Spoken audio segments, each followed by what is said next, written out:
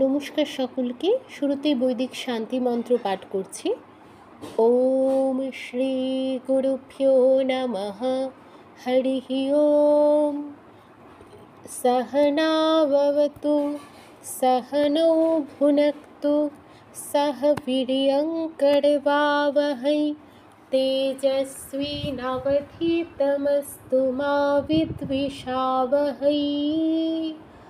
ओम शांति शांति शांति हरि ओम तत्सत। আপনাদের প্রথম 40 মিনিটের যে ক্লাস রেকর্ডিং সেটা আমার রেকর্ড হয়নি, তো আমি এটা পুনরায় রেকর্ড করে যোগ করছি। মানে বাকি ক্লাসের রেকর্ডিং পরের 40 মিনিট থেকে বাকিটা রেকর্ড হয়েছে, কিন্তু এর আগের 40 মিনিট রেকর্ড হয়নি, তো এটা আমি আলাদাভাবে রেকর্ড করে যোগ করছি। তো আমরা প্রথমেই পড়েছি যে অব্যয় জিনিসটা কি সেটা সম্পর্কে। এখানে একটা সংজ্ঞা আমরা পাই শ্লোক আকারে। কি আছে? সদৃশম ত্রিষু লিঙ্গেষু সর্বাসু চ বিভক্তিষু বচনেষু চ সর্বেষু ইয়ন্ন বেতি তদব্যয়ম। প্রত্যেকটা শব্দ আমরা দেখেছি যে কোনটা কোন বিভক্তি, আমরা নিজেরাই অর্থবোধ করার জন্য এখানে পরে অর্থটা লেখা আছে, কিন্তু নিজেরা অর্থবোধ করেছি, তারপর হচ্ছে মূল অর্থ দেখেছি। তো এখানে সদৃশম হচ্ছে দ্বিতীয় একবচন, দ্বিতীয় বিভক্তির একবচন সদৃশ শব্দের। তারপর ত্রিষু লিঙ্গেষু সর্বাসু বিভক্তিষু বচনেষু সর্বেষু, এই প্রত্যেকটাই হচ্ছে আপনার সপ্তমী বহুবচন। তারপর চ হচ্ছে একটা অব্যয় যার অর্থ এবং। ইয়ন্ন, এটাকে ভাঙলে ইয়থ যুগ ন পাই, ন একটা অব্যয়। ইয়দ হচ্ছে ইয়থ শব্দের প্রথম একবচন। আর বেতি মানে হচ্ছে ব্যতিক্রম। তদব্যয়ম, এটা ভাঙলেও আমরা পাই তদব্যয়ম, এই শব্দটা ভাঙলে আমরা পাচ্ছি তৎ যুগ অব্যয়ম। ঠিক আছে, তৎ হচ্ছে তৎ শব্দের প্রথম একবচন, অব্যয়ম অব্যয় শব্দের প্রথম বিভক্তি, প্রথম একবচন। তো এটার আমরা যদি সবগুলোর অর্থ দেখি, সবগুলো একত্রিত করে অর্থবোধ করতে চাই, কি পাচ্ছি?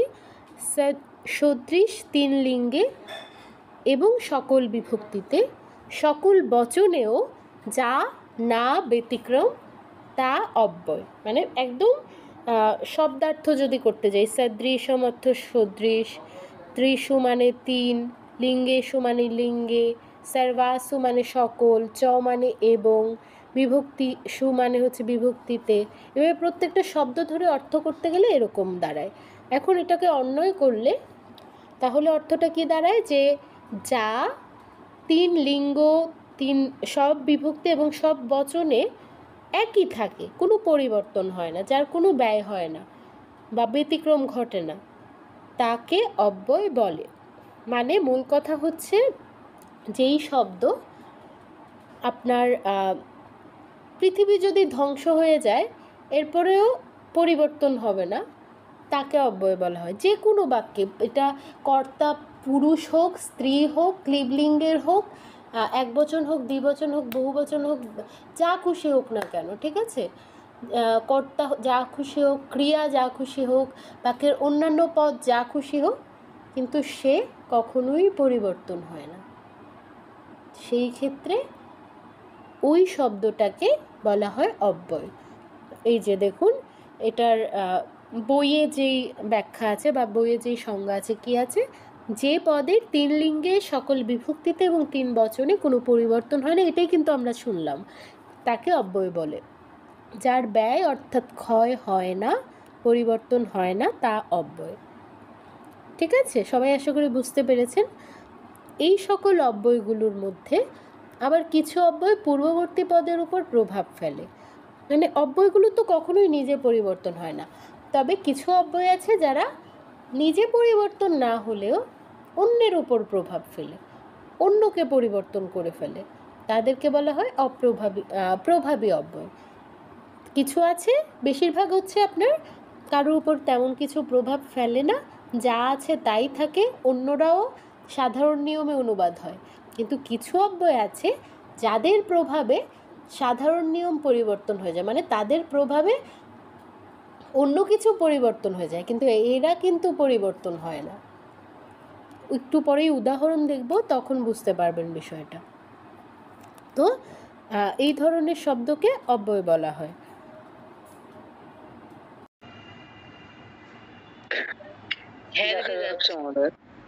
আচ্ছা, ঠিক আছে। তো যেটা বলছিলাম যে তাহলে আমরা যদি সাজিয়ে লিখতে যাই, যেটা আমরা অর্থ পেলাম, তাহলে ওই সাজিয়ে লিখলে কি হয় যে সব লিঙ্গ এবং সব বিভক্তিতে এবং সব বচনে যা ব্যতিক্রম হয় না বা যা পরিবর্তন হয় না সেটাই অব্যয়। মানে সব ক্ষেত্রে যেখানেই আপনি ব্যবহার করেন, যেমন ধরুন আমরা যেই ক্রিয়াগুলো ব্যবহার করি সেগুলো কিন্তু আপনার কর্তা পরিবর্তনের সাথে সাথে পরিবর্তন হয়ে যায়। অহম হলে হয়ে যায় খাদামি, তোয়াম হলে খাদাসি, আবার আওয়াম হলে হয়ে যায় খাদাবহ। এরকম আমি কর্তা পরিবর্তনের সাথে সাথে আমাদের যেই ক্রিয়া এটা পরিবর্তন হয়ে যাচ্ছে। আবার আমাদের দ্বিতীয়া বিভক্তি কর্ম, কর্ম অনেক সময় একবচন দ্বিবচন বহুবচন হচ্ছে। আবার কখনো কখনো ধরুন কি বলে এটাকে, কর্তার উপর নির্ভর করে আপনার সামনে পাবেন যখন আপনারা ভয়েস পড়বেন, তখন কর্তার উপর নির্ভর করে হচ্ছে অন্যান্য যেই শব্দগুলো সেগুলো পরিবর্তন হচ্ছে। কিংবা আপনারা প্রযুক্ত নিশ্চয়ই দেখেছেন, অনেক বাক্য আপনারা ইতোমধ্যে গঠন করে ফেলেছেন যে প্রত্যেকটা শব্দই হচ্ছে পরিবর্তন হচ্ছে, কখনো একবচন হচ্ছে, কখনো দ্বিবচন, কখনো বহুবচন, মানে বাক্যের প্রয়োজনে প্রত্যেকটা শব্দ পরিবর্তন হচ্ছে। কিন্তু আজকে আমরা যে শব্দগুলো পড়ব এই শব্দগুলো আপনার কোন, হ্যাঁ বলুন দিদি, একটু রেকর্ডে দিয়ে দিন না, কারণ আমাদের রেকর্ড দিয়ে ক্লাসটা অনেকটা ভালো হয়। না না, রেকর্ডিং তো আমি করছি। যেমন এই এক্ষুনি কেটে গেল না আমাদের কলটা 40 মিনিট হয়ে যাওয়ার পর, এই আগের 40 মিনিটের রেকর্ডিংটা আমি এখন আর খুঁজে পাচ্ছি না, মানে হঠাৎ বন্ধ হয়ে গেল আর খুঁজে পাওয়া যাচ্ছে না। অসুবিধা নেই, আপনারা চিন্তা করবেন না, আপাতত ক্লাসে মনোযোগ দিন। এরপর যদি ধরুন কোনো কারণে রেকর্ডিং না হয়, আমি কোনো না কোনোভাবে ব্যবস্থা করে দিব, আপনার এটা চিন্তা করার দরকার নেই। আপাতত ক্লাসেই বোঝার চেষ্টা করুন, এরপর রেকর্ডিংয়ের ব্যবস্থা আমি করে দেব, ঠিক আছে? এখন রেকর্ডিংয়ের চিন্তা করার দরকার নেই।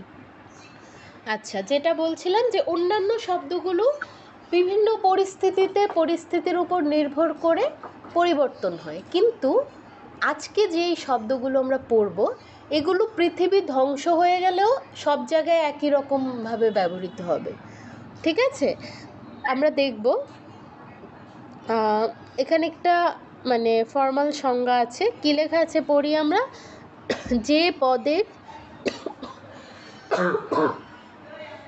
3 লিঙ্গে সকল বিভক্তিতে এবং 3 বচনে কোনরূপ পরিবর্তন হয় না তাকে অব্যয় বলে।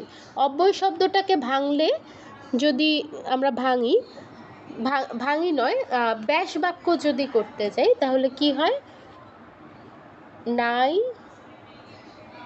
ব্যয় যার, যা নাই ব্যয় যার তা হচ্ছে অব্যয়। তো এর কোনো ব্যয় নেই বা এর কোনো পরিবর্তন নেই, সর্বক্ষেত্রে এই একই থাকে। তো এখানে সংজ্ঞা আছে, আমি আপনাদেরকে দিয়ে দিব, এটা নোট না করলেও চলবে।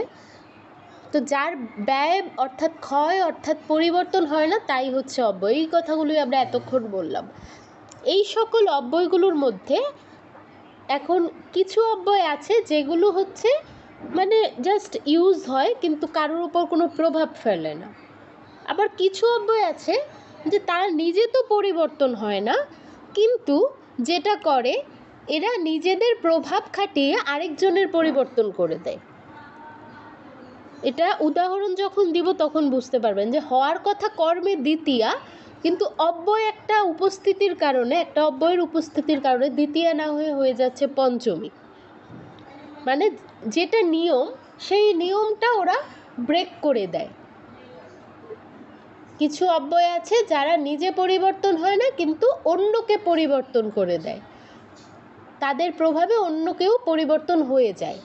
তো তার মানে দুটো ভাগ আছে অব্যয়ের।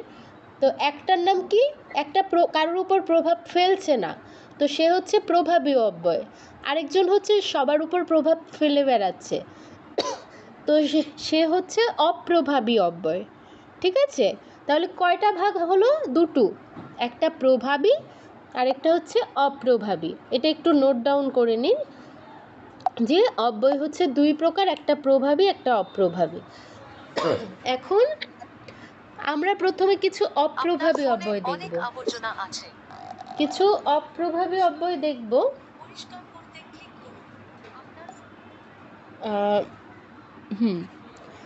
আপনারা সবাই নোট করবেন, কারণ এটা আমি ক্লাসে লিখে দেখাচ্ছি, কিন্তু অনেক ক্ষেত্রেই হয়তো অনেক কিছু মুখে বলবো যেটা লিখে দেখানো সম্ভব হচ্ছে না।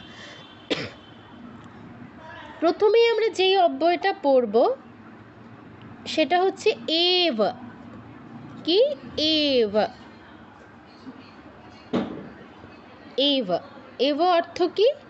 এভ অর্থ হচ্ছে ই।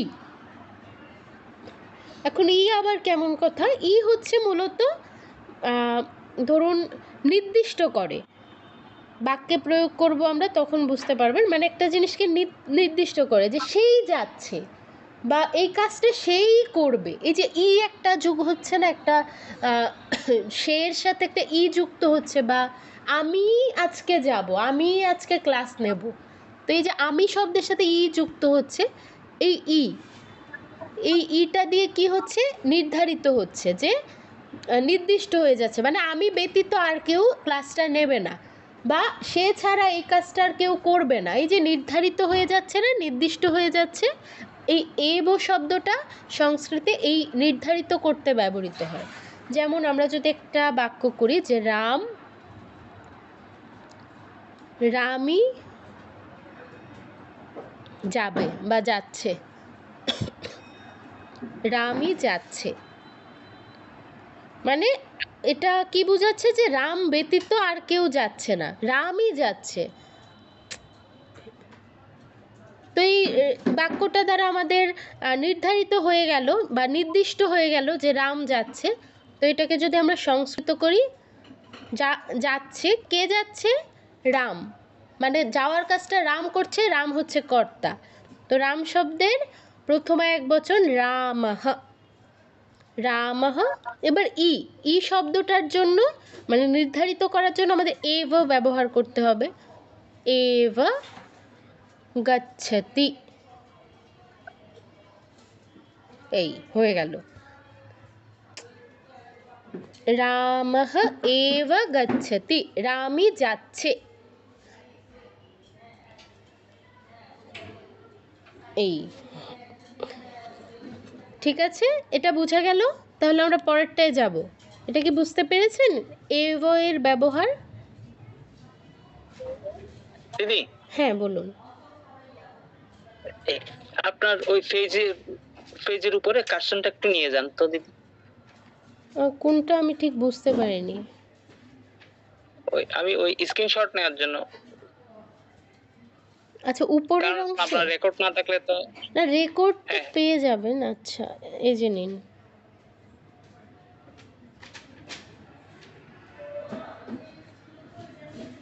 হ্যাঁ দিদি, ঠিক আছে, এবার আরেকটু।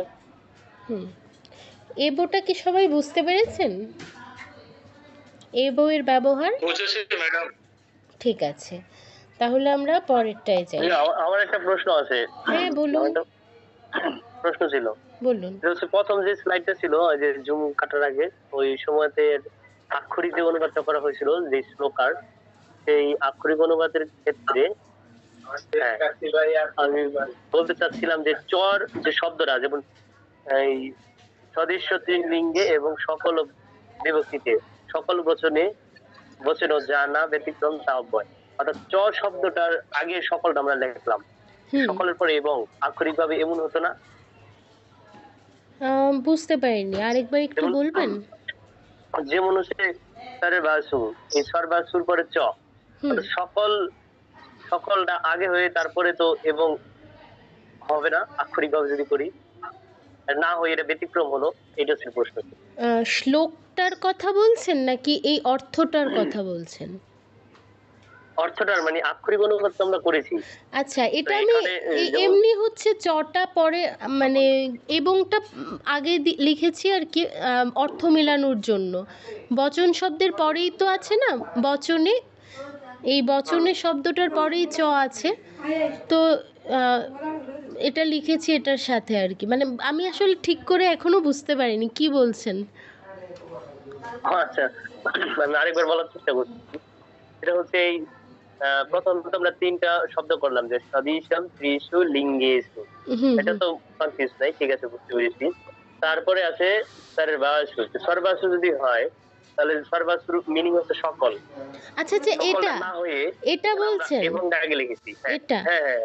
আচ্ছা, বুঝতে পেরেছি। হুম, সংস্কৃতে আপনার ওই বাংলায় যেমন একটা নির্ধারিত প্যাটার্ন আছে না, যে আমি ভাত খাই, আগে কর্তা হুম, লিখতে হুম, হবে, তারপর হচ্ছে কর্মটা লিখতে হবে, তারপর ক্রিয়াটা লিখতে হবে। কিংবা ধরুন ইংরেজিতে একটা প্যাটার্ন আছে যে এরকমই, যে সাবজেক্ট প্লাস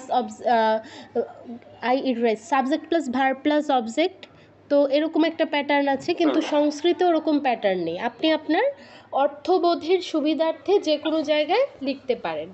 আমি যদি অন্নম খাদামি না বলে অহম খাদামি অন্নম বলি, বা খাদামি অহম অন্নম বলি, তিনটা বাক্যই সঠিক। কিন্তু বাংলায় ওভাবে লিখলে কিন্তু এটা কাটা চলে যাবে, বাক্যটা হবে না, ঠিক আছে? কিন্তু সংস্কৃতের ক্ষেত্রে হুম, ওরকম ঠিক আছে। অর্থবোধের জন্য আপনি চেঞ্জ করতে পারেন, শব্দ এদিক সেদিক করতে পারেন, ঠিক আছে? হুম, ঠিক আছে। থ্যাংক আচ্ছা, ইউ। তাহলে আমরা 2 নম্বর অপ্রভাবী অব্যয়ে যাই। 2 নম্বর যেটা, দুঃখিত, 2 নম্বর যেটা পড়বো সেটার অর্থ উ। 2 নম্বর হচ্ছে আপি।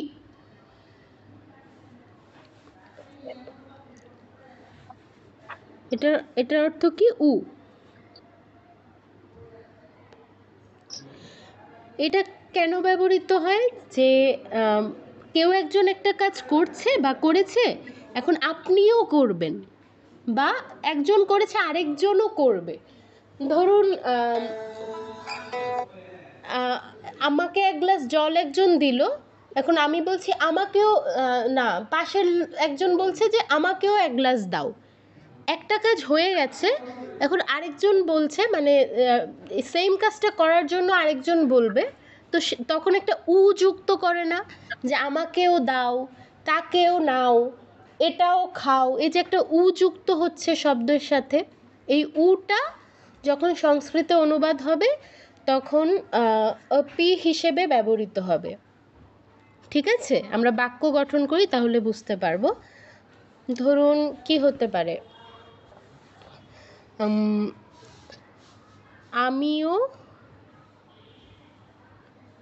আমিও খাবো।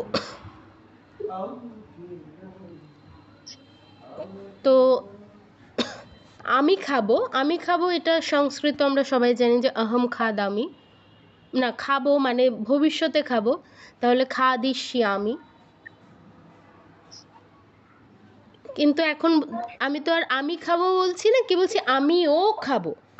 তো এই যে আমিও খাবো ওটা, এটার অনুবাদের জন্য আমরা আপি লিখবো।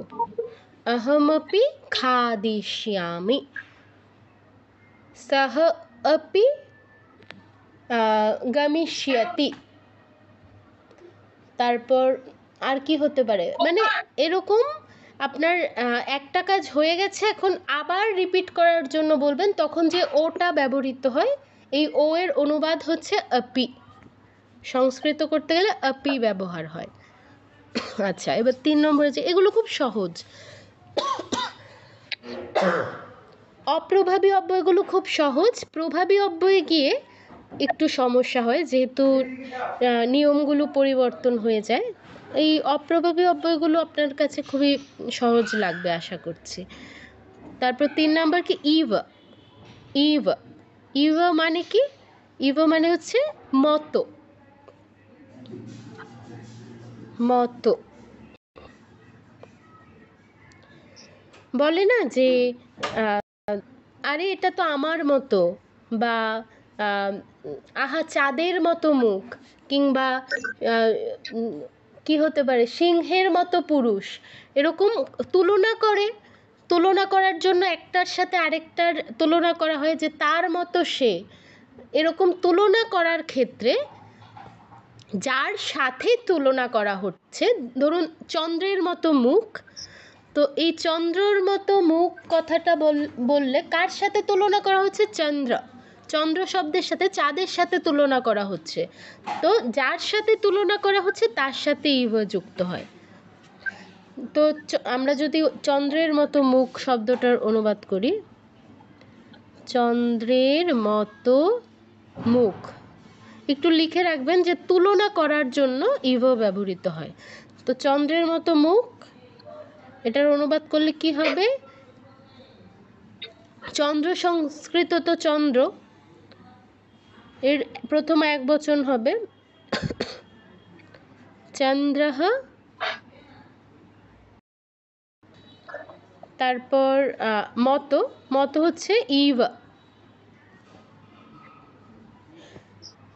মুখ, মুখ হচ্ছে বদন, বদন, এটার প্রথম এক বচন বদনঃ। এখানে আপনাদের একটা প্রশ্ন আসার কথা, কারোর মনে কি কোনো প্রশ্ন এসেছে?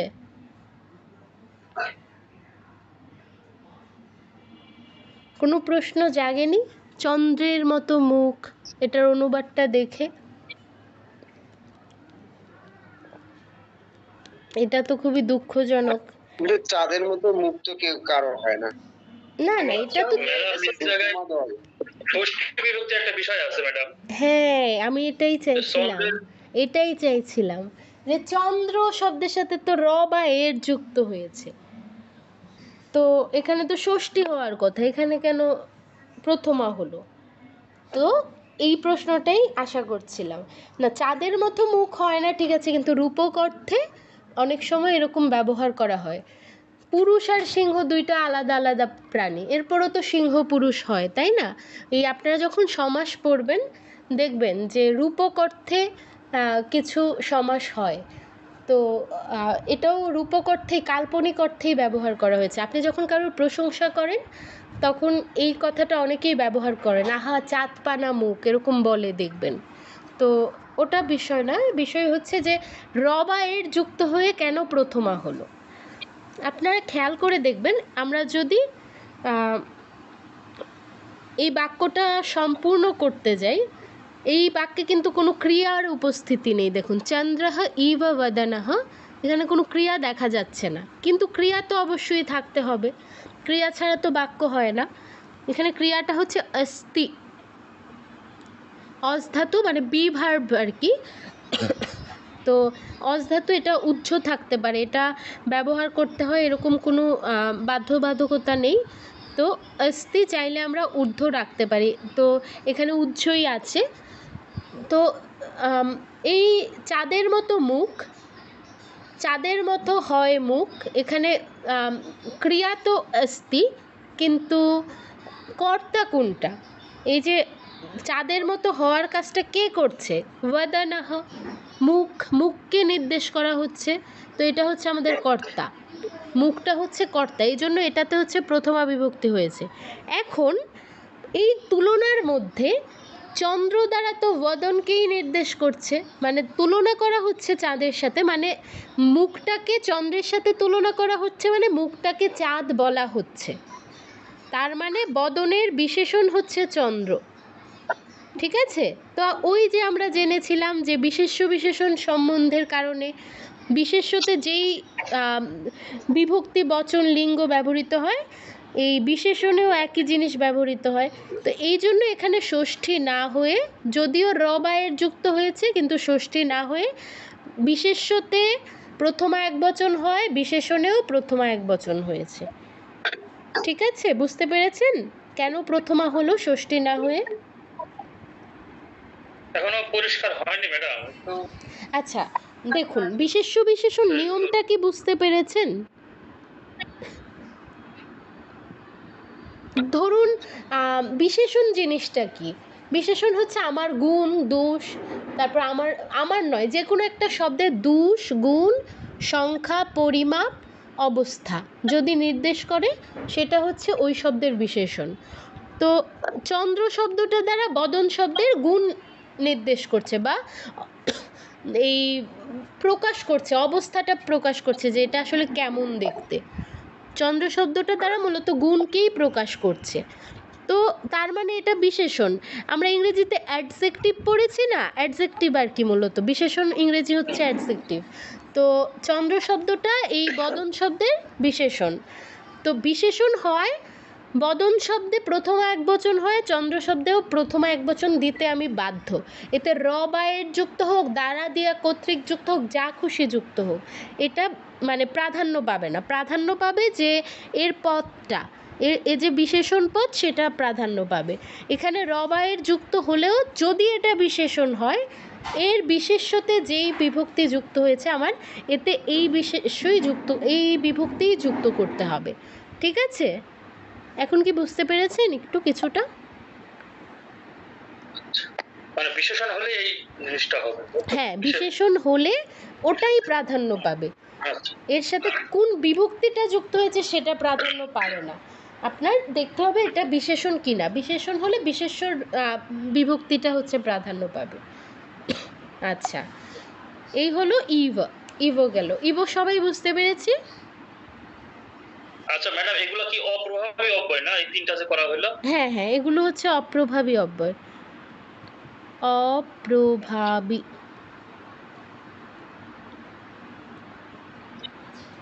এই যে এরা কিন্তু কোনো প্রভাব ফেলছে না, কিন্তু যখন প্রভাবী অব্যয় দেখবেন, আমি আপনাকে একটা প্রভাবী অব্যয়ের উদাহরণ দিই, তাহলে বিষয়টা হয়তো আপনার কাছে পরিষ্কার হবে। দাঁড়ান, যেমন বিনা, বিনা শব্দটা, বিনা শব্দের উপস্থিতিতে আপনার এটি যার সাথে যুক্ত হবে, বা বিনা অর্থ হচ্ছে ছাড়া। ঠিক আছে, এটা একটা প্রভাবী অব্যয়, আমি কিন্তু এক্সট্রা দেখাচ্ছি জাস্ট বোঝার জন্য। এটা যার সাথে যুক্ত হবে, এটা আমি পরেও পড়াবো, এখন না নোট নিলেও চলবে, আমি জাস্ট দেখাচ্ছি। এটা যার সাথে যুক্ত হবে তাতে হচ্ছে তৃতীয়া বিভক্তির প্রয়োগ হবে। সেটা এটার সাথে আপনার মূল নিয়মে বা সাধারণ নিয়মে যাই হওয়ার কথা হোক না কেন, থাকুক না কেন, বিনা যদি উপস্থিত থাকে সেখানে তৃতীয়াই প্রয়োগ করতে হবে। সহ একটা আছে, সহ যদি উপস্থিত থাকে, এটা যার সাথে আছে সেটাতে সহ মানে কিন্তু দন্তস বিসর্গ সহ নয়, সহ মানে হচ্ছে দন্তস হ সহ, এটা অর্থ হচ্ছে সাথে। তো এটার উপস্থিতিতে আপনার এটা যার সাথে যুক্ত হয়েছে, এটা সাধারণ নিয়মে যা খুশি হওয়ার কথা থাক না কেন, আমাদের যার সাথে যুক্ত হয়েছে তাতে তৃতীয়াই যোগ করতে হবে। এবার আমরা একটু একটা বাক্য দেখি, যেমন কি হতে পারে, জ্ঞান ছাড়া, জ্ঞান ছাড়া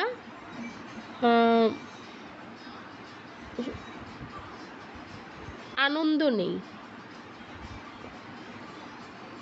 আনন্দ নেই। এটা কি হওয়ার কথা ছিল? কি ছাড়া আনন্দ নেই? জ্ঞান ছাড়া। তাহলে এখানে দ্বিতীয়া হওয়ার কথা ছিল জ্ঞানম, জ্ঞানম বিনা কি নাই? আনন্দ নাই। তাহলে এখানেও দ্বিতীয়া আনন্দম নাই, নেই সংস্কৃত হচ্ছে নাস্তি। কিন্তু যেহেতু এই বিনা শব্দের উপস্থিতি আছে, তাই আমাদের এই জ্ঞানম শব্দে দ্বিতীয়া প্রয়োগ করলে চলবে না, তৃতীয়া প্রয়োগ করতে হবে। কারণ আমরা জানি যে এই বিনা শব্দের উপস্থিতিতে এটা যার সাথে যুক্ত আছে তাতে তৃতীয়া প্রয়োগ করতেই হবে, এটা বাধ্যতামূলক। তাহলে এটা কি হয়ে গেল? জ্ঞানে না, মানে হওয়ার কথা ছিল দ্বিতীয়া, কিন্তু আমরা বিনা থাকায় এর উপস্থিতিতে এর প্রভাবে জ্ঞানম হয়ে গেল জ্ঞানে না। এটাই হচ্ছে প্রভাবী অব্যয়। এটাই প্রভাবী অব্যয়ের বৈশিষ্ট্য, যে তার উপস্থিতিতে অন্য কারুর সাধারণ নিয়মের ব্যত্যয় ঘটে, সাধারণ নিয়ম না হয়ে এর উপস্থিতিতে যেই নিয়মটা হওয়ার কথা সেটাই প্রয়োগ করতে হয়, অন্যথায় ভুল হয়। প্রভাবী আর অপ্রভাবীর পার্থক্যটা কি বোঝা গেছে? ওরা কিন্তু তেমন কোনো পরিবর্তন করছে না, এভ অপি ইভ, এরা কিন্তু অন্য কারোর উপর তেমন প্রভাব খাটাচ্ছে না বা কোনো প্রভাবই খাটাচ্ছে না। কিন্তু এই বিনা দেখুন দ্বিতীয়াকে তৃতীয়া বানিয়ে দিল। এটা কি বুঝতে পারছেন যে পার্থক্যটা কোথায় প্রভাবী আর অপ্রভাবীর মধ্যে? একটু বলুন বুঝতে পেরেছেন কি না? বুঝা গেছে দিদি, বুঝা গেছে। আচ্ছা, তাহলে আমরা 4 নম্বর প্রভাবী অপ্রভাবী অব্যয়টা দেখি। 4 নম্বর কি আছে? 4 নম্বর হচ্ছে চ। এটা আমরা অনেক ব্যবহার করে ফেলেছি ইতোমধ্যে। চ হচ্ছে এবং, চ অর্থ হচ্ছে এবং। কীরকম বাক্য হতে পারে? রাম লক্ষ্মণ এবং সীতা যাবে, বা রাম লক্ষ্মণ এবং সীতা আজ আসবে। তো বাক্যটা আগে লিখি। লক্ষ্মণ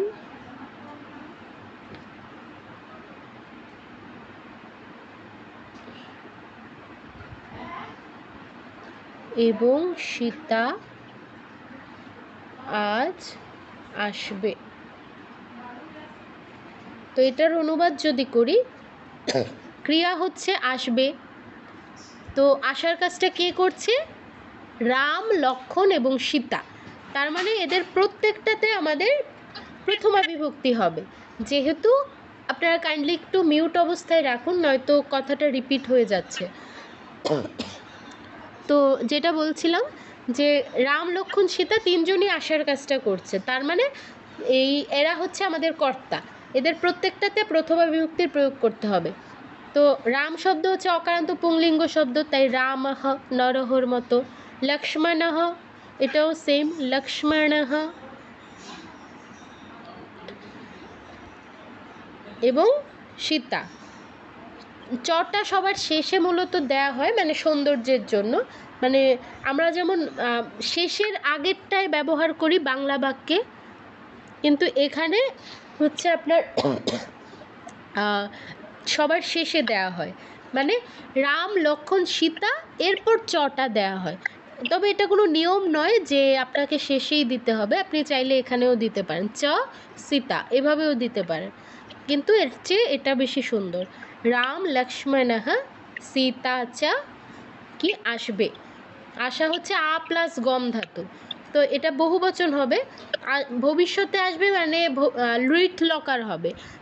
এবং এই রাম লক্ষ্মণ সীতা আমিও নই তুমিও নও, তার মানে এরা প্রথম পুরুষে আছে, আর তারা সংখ্যায় 3 জন, তাই হবে বহুবচন। তাহলে তি তস অন্তি আগমিষ্যন্তি। গমিষ্যন্তি হচ্ছে যাবে, উপসর্গ যুগে হয়ে যায় আসবে, গমিষ্যন্তি, এই হয়ে গেল। রামঃ লক্ষ্মণঃ সীতা চ আগমিষ্যন্তি, এই হলো আমাদের চ এর ব্যবহার। তারপর 5 নম্বর লিখুন। আচ্ছা, এখানে আজ আসবে বলেছিলাম তো, আজ আসবে, আজ সংস্কৃত হচ্ছে অদ্য। অদ্য। ম্যাডাম আমার একটা প্রশ্ন আছে ম্যাডাম। হ্যাঁ বলুন। এই যে লক্ষণ হওয়ার পরে সীতা, ওখানে হটা কেন হলো না? বিসর্গ কেন হলো না, তাই তো? হ্যাঁ হ্যাঁ, কারণ সীতা হচ্ছে আপনার আকারান্ত স্ত্রীলিঙ্গ শব্দ। আপনার কাছে কণিকা যদি থেকে থাকে, এখন কণিকা খুলুন, আকারান্ত স্ত্রীলিঙ্গ লতা শব্দ খুলুন। হ্যাঁ, এই সবগুলো কিন্তু প্রথমা একবচন হয়েছে। রাম শব্দের প্রথমা একবচন রামঃ, লক্ষ্মণ শব্দের প্রথমা একবচন লক্ষ্মণঃ, তো লতা শব্দের প্রথমা একবচন লতা, এখানে বিসর্গ নেই। সেই অনুরূপভাবে সীতা শব্দের প্রথমা একবচন সীতা। ঠিক আছে,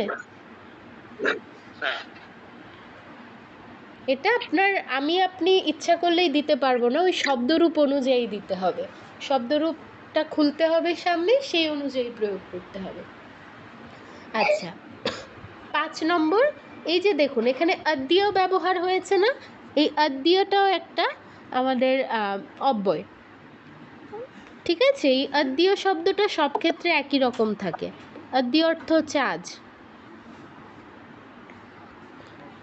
অদ্যিয় মানে কি? আজ।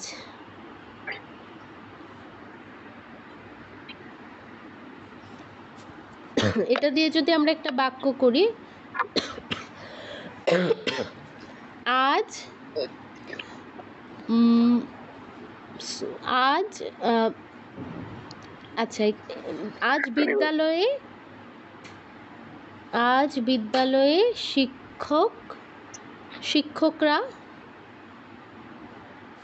শিক্ষকরা যাচ্ছে না বা যাবে না। এই বাক্যটা দেওয়ার পিছনে একটা কারণ আছে, বলছি আস্তে। তো এটা যদি অনুবাদ করি, আজ সংস্কৃত কি জানলাম? অদ্যিয়।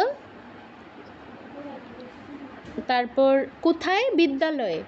এখানে কি কোন বিভক্তি হবে বলুন তো বিদ্যালয় শব্দটাতে? আচ্ছা, সপ্তমী। আমাকে আগে বাক্যটা মানে সব বলা শেষ করতে দিন, এরপর যদি কারোর কিছু বলার থাকে বলবেন।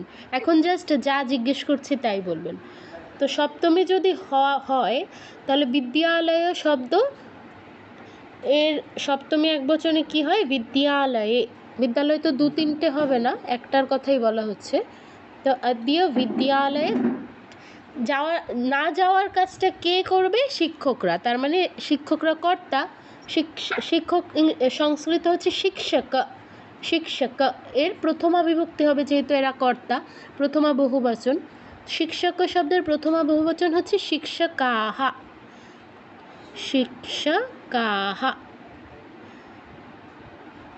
যাবে না, না সংস্কৃত হচ্ছে ন। আর যাবে না মানে ভবিষ্যতে যাবে না, অর্থাৎ এটা কিন্তু লিট লকারে আছে। তো গম ধাতুর কোনরূপ হবে? প্রথমা বহুবচনের রূপ। যেহেতু কর্তা আছে প্রথমা বহুবচনে, গম ধাতুর প্রথমা বহুবচনে কি হয়? গমিষ্যন্তি, না গমিষ্যন্তি। এখন একটা বিষয় হলো,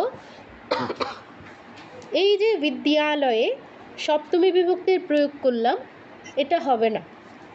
কেন হবে না? কারণ ওই যে দেখলাম আমরা যে প্রভাবী অব্যয়গুলোর উপস্থিতিতে কিছু কিছু শব্দের মানে এরা যার সাথে যুক্ত হয় তার পরিবর্তন হয়ে যায়, তার মূল যেই বিভক্তি সেটা না হয়ে অন্য কিছু হয়ে যাচ্ছে। তো এখানে আরেকটা বিষয় আছে, যখন গমনার্থক ধাতু থাকবে, যাব বা আসব, যাচ্ছি, এরকম গমনার্থক ধাতু থাকলে সেই ক্ষেত্রে যেখানে যাওয়ার কথা হচ্ছে সেই স্থানটা কর্মপ্রাপ্তি হয়। সেই স্থানটা কি হয়? কর্মপ্রাপ্তি হয়। তখন অধিকরণে সপ্তমী হওয়ার কথা, স্থান বুঝালে অধিকরণে সপ্তমী হয়। তো অধিকরণে সপ্তমী না হয়ে তখন আমাদের দ্বিতীয়া একবচন নয়, মানে বচনটা ঠিকই থাকে, একবচন দ্বিবচন বহুবচন যা হওয়ার তাই হয়, কিন্তু সপ্তমী প্রয়োগ না হয়ে কি হয়? দ্বিতীয়া হয়। তো অদ্য বিদ্যালয়ম হবে, দ্বিতীয়ার প্রয়োগ হবে যখনই গম ধাতু দেখব। আপনারা হয়তো খেয়াল করেননি, কিন্তু আপনারা কিন্তু এরকম বাক্য অনেক গঠন করেছেন দ্বিতীয়া প্রয়োগ করে। অহম বিদ্যালয়ম গচ্ছামি, মন্দিরম গচ্ছামি, এরকম অনেক বাক্য ইতিমধ্যে প্রয়োগ করে ফেলেছেন, কিন্তু আপনাদের মধ্যে এই প্রশ্নটা আসা উচিত ছিল। 2-1 অবশ্যই প্রশ্ন করেছে, আমাকে পার্সোনালি করেছে, যে এখানে কেন সপ্তমী হচ্ছে না, কেন দ্বিতীয়া হচ্ছে। এখানে তো এটা আমাদের কর্তা নয়, কি বা কাহাকে প্রশ্ন করে তো এই উত্তরটা আমরা পাচ্ছি না, তাহলে এখানে কেন আমাদের দ্বিতীয়া প্রয়োগ হচ্ছে? এর কারণটা হচ্ছে এখানে গমনার্থক ধাতু প্রয়োগ হয়েছে। এখানে গমিষ্যন্তি না হয়ে যদি এরকম হতো অদ্য বয়ম, কি হতো? কি হতে পারে? আচ্ছা, বাক্যই তো মাথায় আসছে না। অদ্য আচ্ছা, অদ্য তে আজকে তারা মাঠে খেলবে না, এরকম বলতে চাইছি। তো অদ্য তে ক্ষেত্রে না ক্রীডিষ্যন্তি। তো এইখানে কিন্তু স্থানটা সপ্তমী হবে। ক্ষেত্র মানে হচ্ছে মাঠ, তো স্থান বোঝাচ্ছে অধিকরণ কারকে সপ্তমী হওয়ার কথা, সপ্তমীই হবে। কিন্তু যদি এখানে ক্রীডিষ্যন্তির জায়গায় কোনো গমনার্থক ধাতু থাকতো, সেই ক্ষেত্রে আমরা কিন্তু এই ক্ষেত্রে প্রয়োগ করতে পারতাম না, তখন দ্বিতীয়াতে ক্ষেত্রম হয়ে যেত, ক্ষেত্রে না হয়ে ক্ষেত্রম হয়ে যেত। তো অব্যয় পড়াতে গিয়ে এই বিষয়টাও চলে আসলো। তো আশা করছি এটা বুঝতে পেরেছেন। এটা কি বুঝতে পেরেছেন সবাই? কারোর কোনো জিজ্ঞাসা আছে? দিদি, আমার একটা জিজ্ঞাসা ছিল। হ্যাঁ, বলুন। এটা গম ধাতু ছাড়া আর কোন কোন ধাতুর ক্ষেত্রে সপ্তমীটা দ্বিতীয়া হবে? এটা নির্দিষ্ট নেই যে এই ধাতুর ক্ষেত্রে হবে, যেই ধাতুটা দ্বারা যাওয়া বোঝাচ্ছে, এরকম যেমন চল ধাতু, চল ধাতু দ্বারা অনেক সময়, মানে সব সময় কিন্তু চল ধাতু দ্বারা যাওয়া বোঝায় না, ঠিক আছে?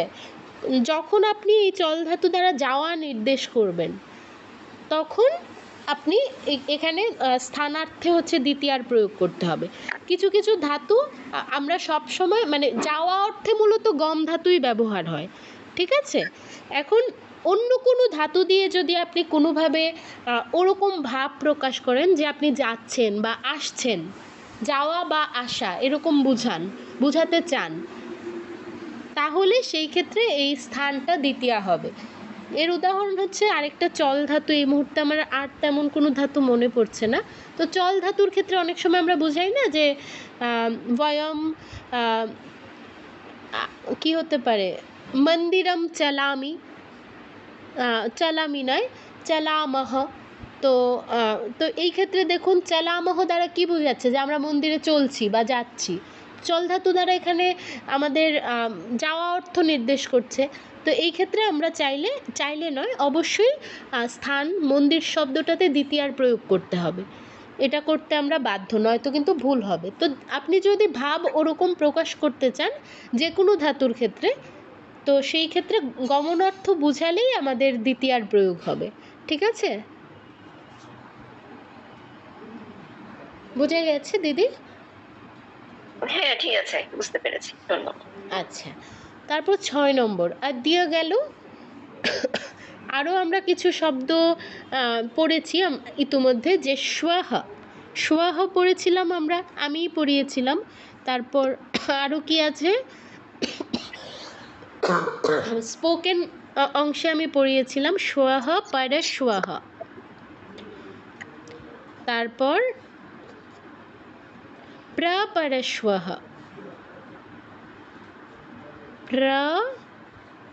প্রপরশ্বহ, হিয়ঃ, তারপর পর বক্তব্যম। আচ্ছা, এটা গেল 8 নম্বর। আর দুটো পড়বো আমরা, 3টে পড়বো, দুঃখিত। 8 কি আছে? 8 হচ্ছে শনৈহি। শনৈহি, শনৈহি মানে হচ্ছে আস্তে আস্তে, আস্তে বা ধীরে।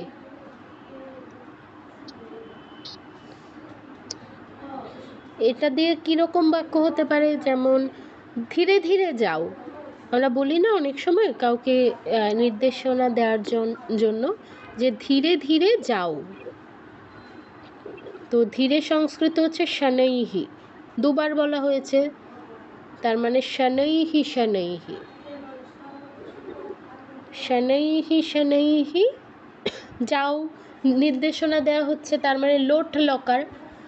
তো লোট লকারে গম ধাতুর রূপ প্রয়োগ হবে কীরকম, যেহেতু যাও বলছি, মানে আমাদের কর্তাটা এখানে উজ্জ আছে, কর্তাটা হচ্ছে তুয়াম, তুমি ধীরে ধীরে যাও, মূল বাক্যটা হচ্ছে এরকম।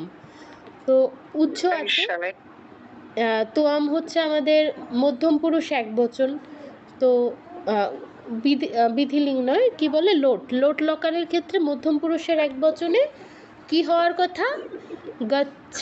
গম ধাতু, এটার সাথে একটা হি যুগ হওয়ার কথা, কিন্তু হি যুগ হবে না কেন? কারণ শেষে অ থাকলে এই হি বিভক্তিটা যুক্ত হয় না, হি বিভক্তিটা আপনার রিমুভ হয়ে যায় বা যুক্ত করা হয় না। কিছু কিছু ক্ষেত্রে প্রয়োগ হয়, মানে যুক্ত হয়, সেটা আপনারা নিশ্চয়ই পড়েছেন, স্নেহা সম্ভবত পড়িয়েছিল। তো বেশিরভাগ ক্ষেত্রেই আপনার এই হিটা ব্যবহৃত হয় না, জাস্ট কিছু ক্ষেত্রে ব্যবহার হয়। তো এখানে গম ধাতুর ক্ষেত্রে ব্যবহৃত হয় না, তাই এটা কি হচ্ছে? গচ্ছ। শনৈহি শনৈহি গচ্ছ। ঠিক আছে, এটা আজকে কিন্তু অনেকগুলো নতুন শব্দ শেখা হচ্ছে, এগুলো দিয়ে আপনাদের প্রয়োগ করতে হবে, প্রয়োগ করে করে বাক্য বানাতে হবে নতুন নতুন। তারপর আর কি আছে? হ্যাঁ বলুন। দিদি এটার পিডিএফটা দেওয়া হবে তো না? অবশ্যই দেয়া হবে, নয়তো আপনারা নোটটা কোথায় পাবেন? সবটা দিয়ে দিব, তাহলে চিন্তা করবেন। আমি লিভ নিয়ে নিচ্ছি, হ্যাঁ, নাহলে ছত্রিশ হয়ে গেছে তো। আচ্ছা, আমিও এখনই শেষ করে দেবো, আর দুটো পড়াবো, 10টা পড়ানোর কথা তো, 8টা হয়ে গেছে, আপনি যদি আর একটু থাকতে পারেন তাহলে থাকুন। আচ্ছা, ও, আচ্ছা, 10টা না? আচ্ছা আচ্ছা। হ্যাঁ 8টা তো হয়ে গেল, আর দুটো পড়াবো আর কি। তো আর কি আছে? অধুনা। অধুনা। অধুনা মানে কি? অধুনা মানে হচ্ছে এখন। অধুনা এবং ইদানিম এই দুটো একই অর্থে প্রয়োগ হয়, দুটোই অব্যয়। ইদানিম দুটোর অর্থই কি? এখন।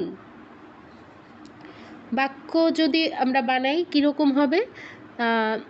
আমি এখন বিদ্যালয়ে যাচ্ছি। আমি এখন বিদ্যালয়ে যাচ্ছি। বিদ্যালয়ে বাদ দিই, মন্দিরে যাই। এর আগে একবার বিদ্যালয়ে গিয়েছি, মন্দিরে যাচ্ছি।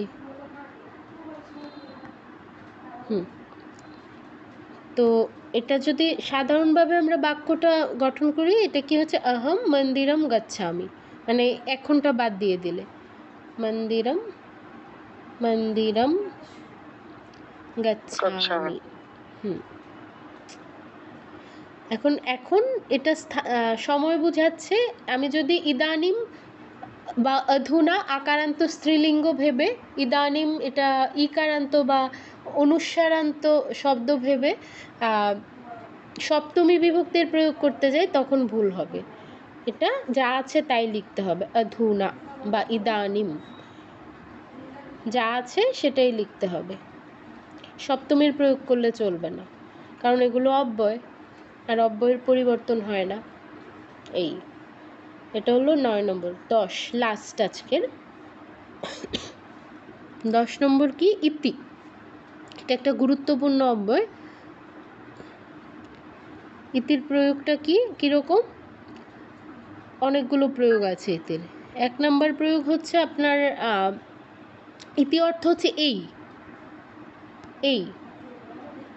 তো 1 নম্বর প্রয়োগ হচ্ছে এটার যে কোনো কিছু আমরা সংস্কৃত করতে পারছি না, বা এটা সংস্কৃত করাটা শোভন নয়, সেই ক্ষেত্রে আমরা সরাসরি ইংরেজি শব্দটা ব্যবহার করতে চাইছি।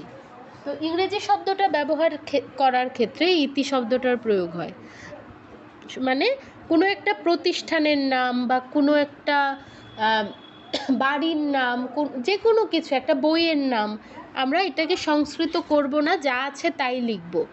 তো সেই ক্ষেত্রে আমরা ইতি শব্দটার প্রয়োগ করতে পারি। যেমন আমি আমার নিজের পরিচয় দেওয়ার সময় অনেকবারই এটা বলেছি, আমি চট্টগ্রাম বিশ্ববিদ্যালয়ে পড়ি। চট্টগ্রাম বিশ্ববিদ্যালয়ে না, আমি বলি যে চিটাগাং ইউনিভার্সিটিতে পড়ি। চিটাগং ইউনিভার্সিটিতে পড়ি। মানে ইংরেজিটা দিচ্ছি যেন আপনারা ভালো করে বুঝতে পারেন, বাংলা দিলেও চলবে। তো এটাকে যদি আমি সংস্কৃত করতে যাই, আহম, এখন আমি যদি এই চট্টগ্রাম ইউনিভার্সিটি এটাকে সংস্কৃত করি তাহলে হবে চট্টগ্রাম বিশ্ববিদ্যালয়। কিন্তু প্রতিষ্ঠানের নাম আমি পরিবর্তন করতে চাইছি না, যা আছে তাই রাখতে চাইছি। তো লিখব চিটাগং ইউনিভার্সিটি, মানে আমি তো বাংলা অক্ষরে লিখে দেখাচ্ছি, আপনারা তো সংস্কৃত অক্ষরে লিখবেন যখন লিখবেন, মানে দেবনাগরী হরফে। ইউনিভার্সিটি ইতি বিশ্ববিদ্যালয়ে বা ইতি প্রতিষ্ঠানে, এটা একটা প্রতিষ্ঠানের নাম তাই প্রতিষ্ঠান শব্দটা এক্সট্রা যোগ হলো, প্রতিষ্ঠানে পাঠামি। এই যে আমি চিটাগং ইউনিভার্সিটির শব্দটা এটা করলাম না, মানে কিছু চেঞ্জ করলাম না, ইংরেজিতে যা ছিল সেটাই সরাসরি জাস্ট এখন বাংলাতে লিখছি, পরে দেবনাগরী হরফে লিখে দেব। তো এই যে চেঞ্জ করলাম না, সরাসরি কিছু একটা লিখে দিলাম, সেটার পরে ইতি ব্যবহার হয়। ইতির 2 নাম্বার ব্যবহার, কারুর কথা একদম হুবহু যদি বলি যে সে বলেছিল, আমরা ডাইরেক্ট নেরেশন পড়েছি না, ওরকম আর কি। সে বলেছিল আমি আজ যাব না,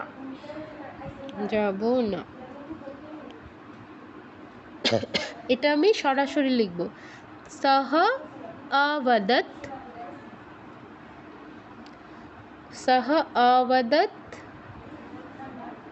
যা বলেছে সেটাই বলবো। আমি সংস্কৃত অহম আজ অদ্য ন গমিষ্যামি,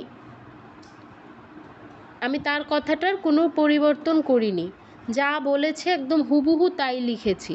আমি তো এভাবে বলতে পারতাম যে সে বলেছে সে আজ যাবে না, তাহলে কিন্তু তার কথাটা পরিবর্তন হয়ে গেল। ডাইরেক্ট সে যা বলেছে তাই আমার বলা হলো না, আমি নিজের মতো করে বলছি যে সহ অবদত, ওরকম যদি করি তাহলে সহ অবদত সহ অদ্য ন গমিষ্যতি, বাক্যটা ওরকম হয়ে যাবে। কিন্তু আমি যেহেতু সেম রেখেছি যা আছে, তো এই ক্ষেত্রে একটা ইতি প্রয়োগ করতে হবে, ইতি। সহ অবদত অহম অদ্য ন গমিষ্যামি ইতি। এই হলো ইতির ব্যবহার। কি হলো, একটা অন্য ভাষার শব্দ যা আছে হুবহু ওই ভাষাটাই লিখে দেয়া দেবনাগরী হরফে, সেই ক্ষেত্রে ইতি ব্যবহার হয়।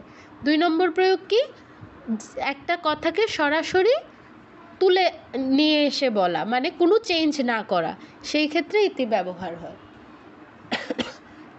আচ্ছা, এই হলো ইতির ব্যবহার। তো এই 10টা প্রত্যয় অব্যয় আমরা পড়লাম, এই 10টা ভালো করে প্র্যাকটিস করবেন। আমি আরও এক্সট্রা কিছু দিব, তো ওগুলোও বাসায় প্র্যাকটিস করবেন। যদি কোথাও বুঝতে অসুবিধা হয় আমাকে জানাবেন। তো এই 10টা নিয়ে কারোর কোনো জিজ্ঞাসা আছে কি না, বা আজকের পুরো ক্লাস নিয়ে কারোর কোনো জিজ্ঞাসা থাকলে বলুন। দিদি নমস্কার। নমস্কার। দিদি, শেষের যে ইতি মানে শব্দটা, যে অব্যয়টা বলে, সেটা কি সবসময় মানে যে যেটা বলবে তার শেষে কি লিখতে হবে ইতি? হ্যাঁ, মানে যদি আপনি হুবহু একই রকম লিখতে চান, বা কোনো একটা অন্য ভাষার শব্দ সংস্কৃত না করে যেই ভাষায় আছে সেই ভাষায় লিখবেন, শুধু মানে ইংরেজি অক্ষরের বদলে হচ্ছে দেবনাগরী হরফে লিখে দিলেন, তো সেই ক্ষেত্রে হচ্ছে আপনি ইতি ব্যবহার করতে হবে, বাধ্যতামূলক। ঠিক আছে? ঠিক আছে দিদি, নমস্কার। ঠিক আছে, আর কারোর কোনো জিজ্ঞাসা? আমি একটু কথা বলতে চাইছিলাম, যেমন আমি সকালে ভ্রমণ করি, আমি প্রত্যহ সকালে ভ্রমণ করি, ইংরেজিতে যেমন আমরা ইউজ টু করতাম, এরকম সংস্কৃতে ব্যবহার হয়? আচ্ছা, তো প্রত্যহ মানে হচ্ছে আপনি প্রত্যয়হম, ঠিক আছে, এটাও একটা অব্যয়। তো আপনার 11টা অব্যয় হয়ে গেল। প্রত্যয়হম এটাও একটা অব্যয়। কোথায় ছিল যেন, এই যে কথা বলে একটা বেড়ে গেল। হ্যাঁ, একটা বেড়ে গেল। এরকম আলোচনা করলে সুন্দর। অনেক কিছুই জানা হয়। যেমন হ্যাঁ। আজকে দেখুন অব্যয় পড়াতে গিয়ে কত কিছু চলে এলো। গম ধাতু মানে গমনার্থক ধাতুর ক্ষেত্রে কি হয়, তারপর ওই কর্তব্য অর্থে কোন প্রত্যয় ব্যবহার হয়, কত কিছু চলে এলো। আলোচনা করতে গেলে এরকম অনেক কিছুই আসে। অহম কি ছিল? প্রত্যহম। প্রত্যহম প্রাতঃ ভ্রমণম করোমি, মানে আমি প্রতিদিন সকালে ভ্রমণ করি। এটাও একটা অব্যয়, এটাও যোগ করে নিন। প্রতিদিন। আর একটা কথা তুলিকাতে জিজ্ঞেস করেছিলেন যে ওই পরিবর্তনগুলোকে শুধু গম ধাতুর জন্যই এই পরিবর্তনগুলো কম বেশি আসে, না অন্য কোনো জন্যেও এর পরিবর্তন আসতে পারে? না শুধু গম ধাতুর জন্যই এই পরিবর্তনগুলো আসে? এটা মানে একটাই কি? মানে এটা তখন পরিবর্তন লাইন বলতে কি আপনি ওটা বলছেন যে ওই দ্বিতীয়া হয়ে যাচ্ছে যে সপ্তমী, ওটার কথা বলছেন? যে গম ধাতুর জন্যে যেমন শানেই আস্তে বা ধীরে, গম ধাতুর জন্য এখানে ব্যবহৃত হয় না, শানেই শানেই গাচ্ছা। না, যে কোনো ধাতুর এরকম ক্ষেত্রে, যে কোনো ধাতুর ক্ষেত্রে। গম ধাতুর ক্ষেত্রে ওইটা প্রযোজ্য, ওই দ্বিতীয়াটা, যে সপ্তমী না হয়ে যে দ্বিতীয়া হচ্ছে। স্থান স্থান অর্থে সপ্তমী হয়, কিন্তু এখানে দ্বিতীয়া হচ্ছে। ওই বিদ্যালয়ে যাওয়া, মন্দিরে যাওয়া, তো সেটার ক্ষেত্রে কেবল গম ধাতু বা গমনার্থক ধাতু। আর অন্য সব ক্ষেত্রেই এই বিষয়গুলো হচ্ছে প্রযোজ্য, এই শব্দগুলো। শনৈহি শনৈহি। আপনি অন্য একটা বাক্য বলুন, কি হতে পারে? ধীরে ধীরে কি হতে পারে? ধীরে ধীরে খাও। খেতেও তো তাড়াহুড়ো করতে নেই না, তাহলে শনৈহি শনৈহি খাদ। শনৈহি শনৈহি খাদ। এই যে গম ছাড়াও প্রয়োগ হলো।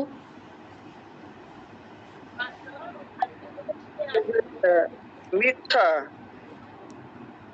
মিথ্যাও কি একটা অব্যয়? হ্যাঁ, সত্য মিথ্যা এই প্রত্যেকটাই অব্যয়। এই যে কথা বলতে বলতে দেখুন কত অব্যয় বেড়ে যাচ্ছে। সময় থাকলে আরও মানে পড়াতাম, আরও আমরা নেক্সট ক্লাসে আরও কিছু পড়বো, ঠিক আছে? ঠিক আছে। এই যেহেতু ঠিক। বললেন, আমি সত্য মিথ্যা এটা লিখে দিচ্ছি, দাঁড়ান। সত্য, এটা সত্যম, সাধু- সত্যম সত্য নয়, মানে সত্য নয়, সত্যম। সত্যম বদ, সত্য বলো। মিথ্যা মা বদ, মানে মিথ্যা বলো না। সাধব মিথ্যা না বদন্তি, হ্যাঁ। মানে কদাচ মিথ্যা কথা বলো না, এটা কি তাই? মানে কোনটা? সাধবঃ?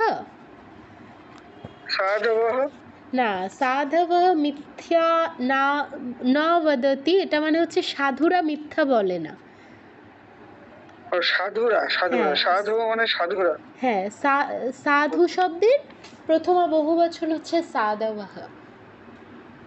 আর কখনো বললেন না যে কখনো মিথ্যা বলো না, এটা সংস্কৃত কখনো হচ্ছে কদাপি, এটাও একটা অব্যয়। কদাপি না, কদাপি তেমন কি কদাচিত কি হয়? হ্যাঁ, কদাচিত হয়, কদাপি কদাচিত, দুটোই অব্যয়। এই দেখুন কতগুলো বেড়ে গেল। আচ্ছা, এই এই যে আমরা ওই দুদিন আগে অনন্তরম অনন্তরম একটা শব্দ শিখলাম, কিন্তু সেই এই যে পাঠে আর কি, এই যে গল্পে? হ্যাঁ হ্যাঁ গল্পে, এই অনন্তর, আবার অনন্তর কথাটা একরকম বাংলা করে বুঝি, কিন্তু এটার আবার কি সংস্কৃত আছে এরকম? অর্থাৎ অনন্তরম, অনন্তরম শব্দটার সংস্কৃত? অনন্তরম মানে তো পরে। অনন্তরম মানে পরে, তেমনি অথ মানে কি? অথ অথ মানে বলতে, মানে অথ শব্দটার মানে হ্যাঁ হ্যাঁ ওই যে অথ আমরা আমরা শুরুতে যে অথ শ্রীমদ্ ভগবদ গীতা এরকম বলি ওইটার মানে, তাই তো? হ্যাঁ হ্যাঁ হ্যাঁ। এটা হচ্ছে অথ নির্দেশ স্মাকং করে। অথ মানে হচ্ছে এই, অথ মানে হচ্ছে এই। অথ মানে কি? হ্যাঁ, অথ মানে কি? মানে এটা গীতাটা পড়ছি বা চণ্ডী পড়ছি, নির্দেশ করছে যে বা কি বলে এটাকে, দা দা যেমন একটা নির্দিষ্ট করে, তো অথ এটা নির্দিষ্ট করছে। আচ্ছা আচ্ছা, খুব ভালো হলো। আচ্ছা, আমরা আরও অব্যয় পড়বো, আরও অনেকগুলো অব্যয় পড়বো। আমার কাছে প্রভাবী অব্যয় আমার জানা মোটামুটি 60-70টা আছে, আর দুঃখিত অপ্রভাবী অব্যয় আর প্রভাবী অব্যয় এরকম আরও অনেকগুলো আছে। আচ্ছা, আমি পুরো অব্যয়ের লিস্টেই আজকে দিয়ে দিব, আপনারা বাড়িতে দেখবেন। আর এমনিতে হচ্ছে নেক্সট ক্লাসেও আমরা পড়বো, ঠিক আছে? হ্যাঁ, খুব ভালো হবে, এটা খুব ভালো কথা। আচ্ছা, তাহলে আমরা আজকের ক্লাসটা এখানে শেষ করব। আর কারো কোনো জিজ্ঞাসা আছে?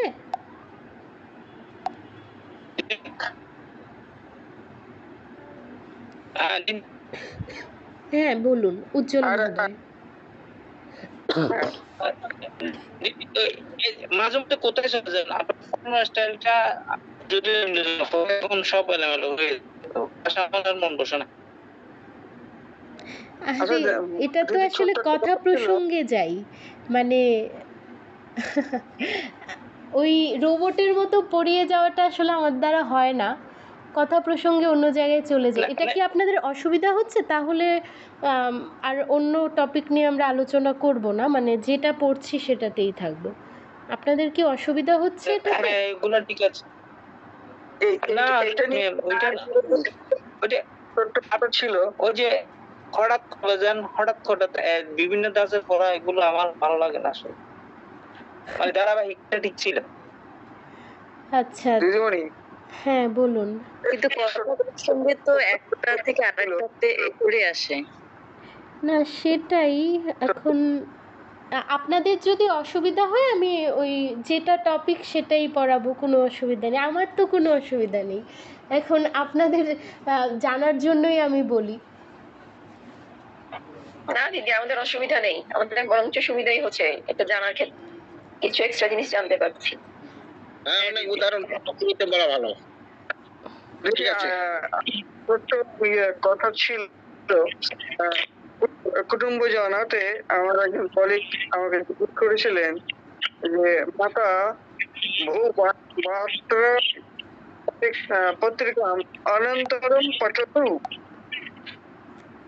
অনন্তরম পঠতু, এটা কি বিধিলি? এই পঠতু যদি বিধির মতো হয় তাহলে তো এটা পঠতু হয় না।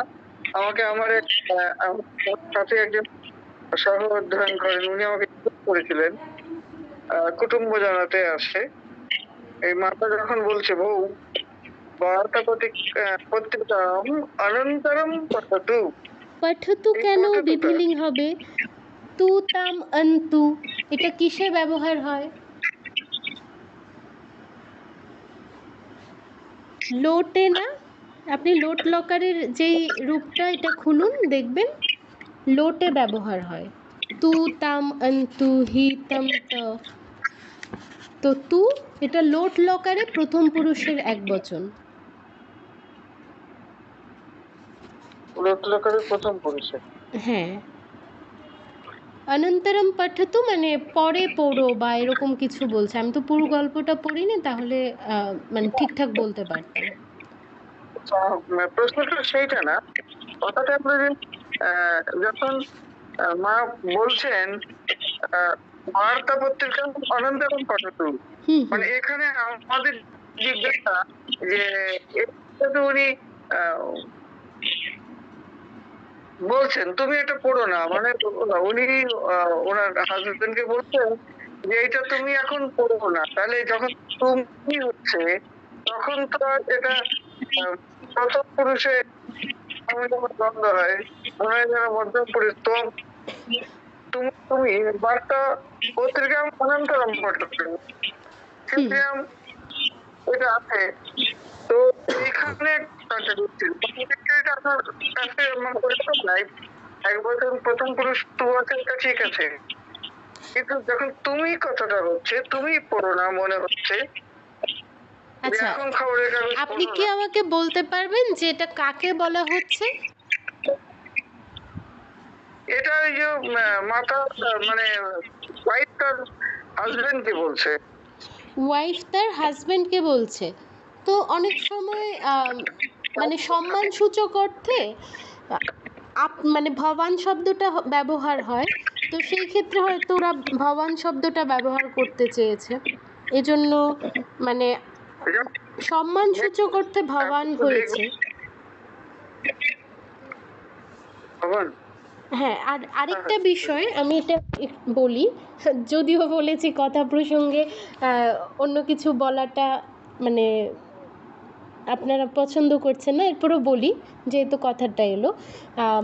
সেটা হচ্ছে কি, আমি, তুমি, তুই, আমরা বাংলায় এগুলো ব্যবহার করি না, বা ইংরেজিতে কিন্তু দেখুন ইউ শব্দ দ্বারা সব বোঝায়, ইউ শব্দটা দ্বারাই সব কিছু নির্দেশ করে, ঠিক আছে? এই কিন্তু সংস্কৃতে একটা বিষয়, সেটা হচ্ছে অহম, ত্বম আর ভবান, তিনটা শব্দ আমরা এরকম নির্দেশার্থক পাচ্ছি। তুমি হচ্ছে তুমি বলে মানে কাছের কাউকে বা ছোট কাউকে যখন নির্দেশ করছি, আর বড় কেউ হলে সম্মান সূচক কেউ হলে ভবান বলছি। তো আমরা এটা পড়ছি না যে ত্বম সংস্কৃত হচ্ছে তুমি, ভবান মানে হচ্ছে আপনি।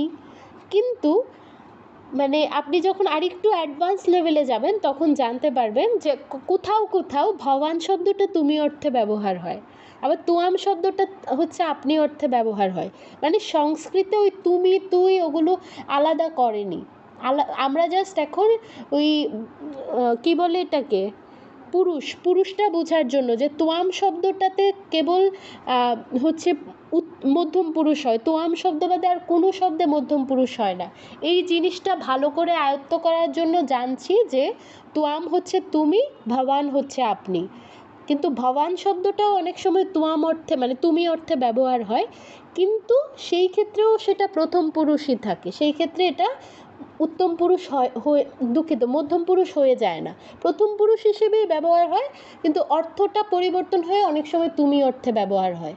আবার তোয়াম শব্দটা অনেক সময় আপনি অর্থে ব্যবহার হয়, ঠিক আছে? এটা সংস্কৃত ওই ইউর মতো, ইউ দ্বারা যেমন মানে আলাদা করেনি যে তুই কেউ ইউ বলছে, তুমি কেউ ইউ বলছে, এরকম ভবান দ্বারাও তুমি বোঝায়, তোয়াম দ্বারাও আপনি বোঝায়। জাস্ট এখন এটা বেসিক লেভেলে পড়ানো হচ্ছে তোয়াম অর্থ তুমি, ভবান অর্থ আপনি, ঠিক আছে স্বপন মহোদয়? হ্যাঁ বুঝতে পেরেছি। ঠিক আছে, হ্যাঁ হ্যাঁ বুঝতে পেরেছি দিদিমণি। ঠিক আছে, হ্যাঁ, আচ্ছা। নমস্কার। আর কারোর কোনো জিজ্ঞাসা?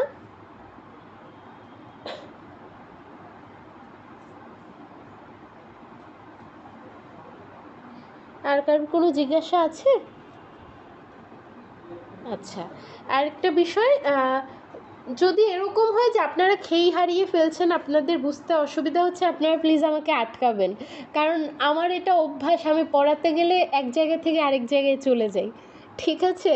মানে এটা আসলে একদিনে চেঞ্জ করা সম্ভব নয়, যদি আপনাদের অসুবিধা হয় আমাকে আপনারা প্লিজ আটকাবেন, ঠিক আছে?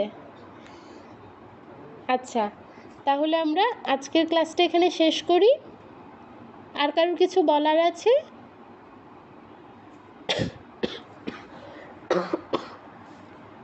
কারোর কি কিছু বলার আছে? না দিদি নেই। না দিদি নেই। আচ্ছা, ঠিক আছে, তাহলে আমরা ক্লাসটা আজকে এখানে শেষ করছি, শান্তি দিচ্ছি। আপনারাও,